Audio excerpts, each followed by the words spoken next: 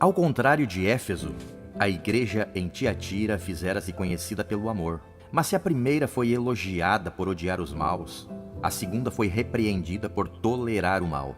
Àquela faltava amor, a esta o amor até sobejava, mas nenhum dos dois amores era perfeito. O amor de Éfeso já não amava mais como antes. O amor de Tiatira amava mais do que antes, mas ainda não era capaz de repulsar o mal. Sim, Tiatira era amorosa.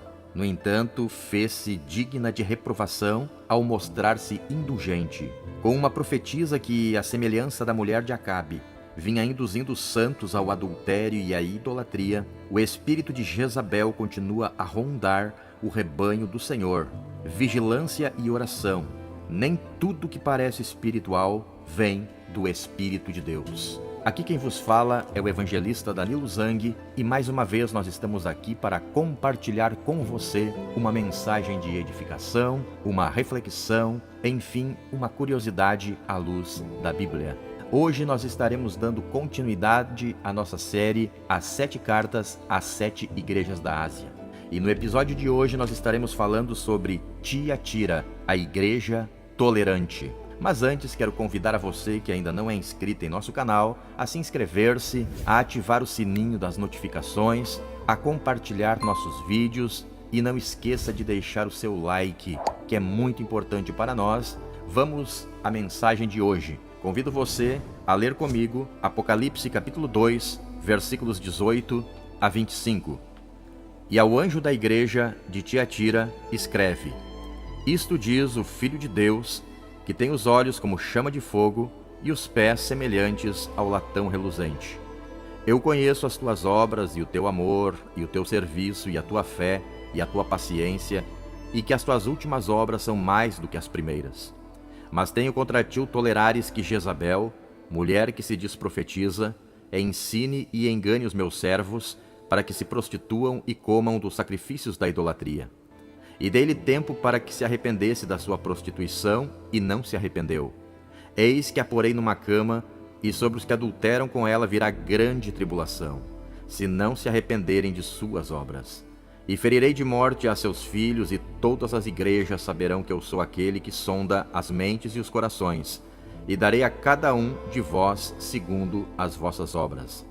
Mas eu vos digo a vós e aos restantes que estão em Tiatira, a todos quantos não têm esta doutrina e não conheceram, como dizem, as profundezas de Satanás, que outra carga vos não porei. Mas o que tendes, retende-o até que eu venha. A igreja em Tiatira.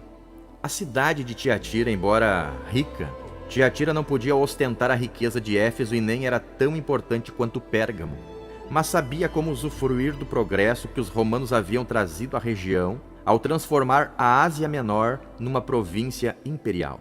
Sua produção de tecidos, principalmente o índigo, tornou-a famosa em todo o mundo.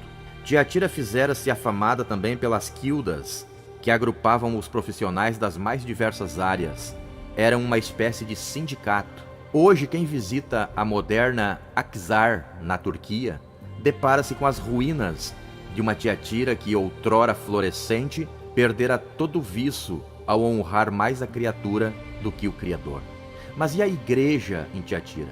É bem provável que o evangelho tenha chegado a Tiatira através de Lídia, evangelizada por Paulo em Filipos, retornou à cidade natal como portadora das boas novas de salvação. O apóstolo haveria de confirmar o trabalho ali estabelecido em sua terceira viagem missionária. Identificação do destinatário. Quem foi o destinatário desta carta? Filho de Deus.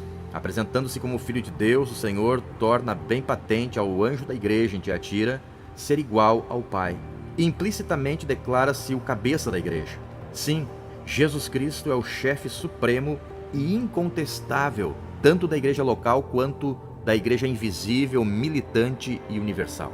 Portanto, peregrinemos de acordo com a sua vontade. Onisciente, sim, seus olhos são como chamas de fogo. Sim, Jesus é onisciente. Ele tudo sabe, tudo conhece, tudo vê.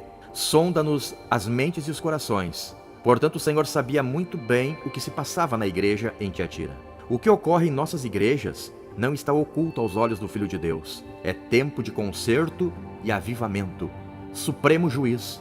O poder judiciário do Filho de Deus é simbolizado pelo bronze polido de seus pés. Ele é o juiz supremo de todas as coisas, porque todas as coisas foram-lhe confiadas pelo Pai. Em breve, pois, Jesus haveria de submeter a severo julgamento tanto Jezabel quanto os que com ela adulteravam. E Deus não mudou.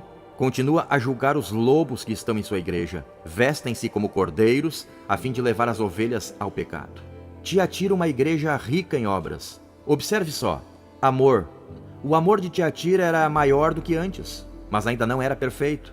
Sua imperfeição não estava em amar os maus, residia em aquecer o mal.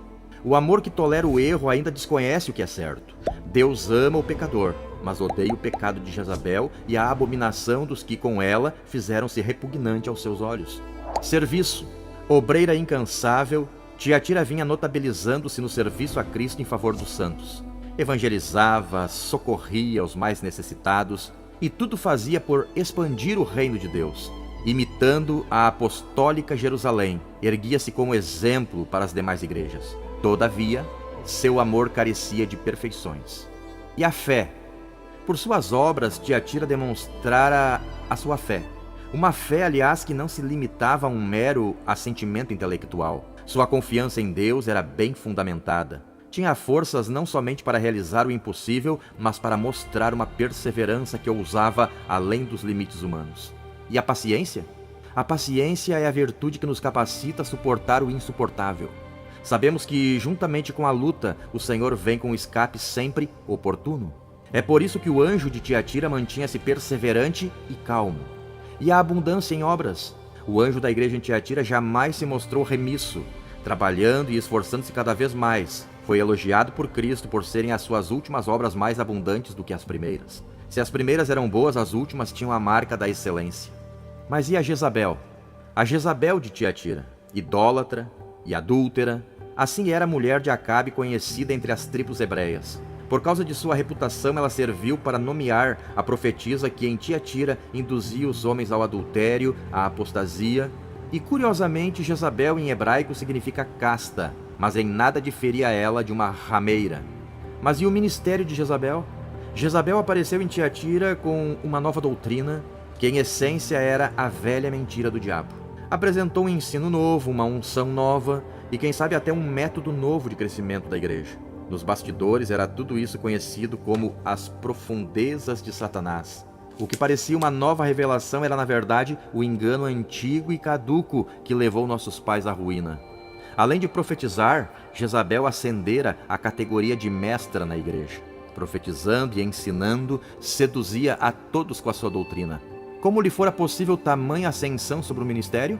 Não havendo ninguém que lhe barrasse os passos, ela transtornou todo o redil e comprometeu a ortodoxia e a pureza da igreja. Mas preste atenção, em sua misericórdia, Deus concedeu um tempo de arrependimento a Jezabel e aos que com ela pecaram. Buscaram eles o favor do Senhor? Não temos o desfecho dessa história. Apesar de estarmos em plena era da graça, o Deus do Antigo Testamento não mudou. Ele puniu a Acã, não deixou impune Ananias e Safira. Busquemos, pois, no Deus de amor, a perfeição de nosso amor. Não basta amar mais do que antes, é urgente amar como nunca, perfeita e integrante. O perfeito e íntegro amor, embora suporte os maus, não pode tolerar o mal. Apesar de amar o pecador, não pode indultar o pecado. Se você acompanhou o vídeo até aqui, se você gostou desta mensagem, compartilhe. Compartilhe com seus conhecidos, com familiares, com amigos, para que esta mensagem possa ir mais longe e o nome do Senhor ser glorificado. Aguardo você em nosso próximo episódio e que Deus em Cristo abençoe grandemente a tua vida.